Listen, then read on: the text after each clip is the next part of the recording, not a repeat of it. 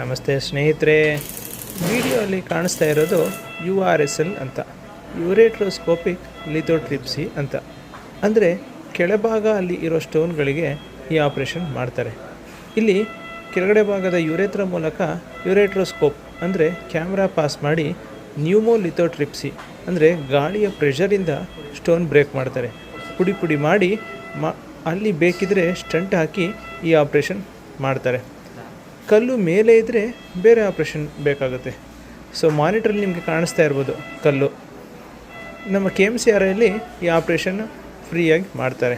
ಈ ಆಪ್ರೇಷನ್ ಆದಮೇಲೆ ಅಲ್ಲಿ DJ ಸ್ಟಂಟ್ ಇಟ್ಟಿರ್ತಾರೆ. ಸೊ ಆ DJ ಸ್ಟಂಟ್ನ ವಾಪಸ್ ತೆಗೆಸ್ಕೊಳ್ಳೋಕ್ಕೆ ನೀವು ಮತ್ತೆ ಬರಬೇಕು. ಕೆಲವರು ಅದನ್ನು ಅಲ್ಲೇ ಮರ್ತ್ಕೊಬಿಟ್ಟು ಮತ್ತು ಅದರಿಂದ ಬೇರೆ ಬೇರೆ ಕಾಂಪ್ಲಿಕೇಶನ್ ಆಗುತ್ತೆ. ಸೊ ಅದು ದಯವಿಟ್ಟು ಮಾಡಬೇಡಿ. ಸೊ ಅಷ್ಟೇ ವಿಷಯ. ನಿಮಗೆ ನೆಕ್ಸ್ಟ್ ಸಿಗ್ತೀನಿ. ಬಾಯ್.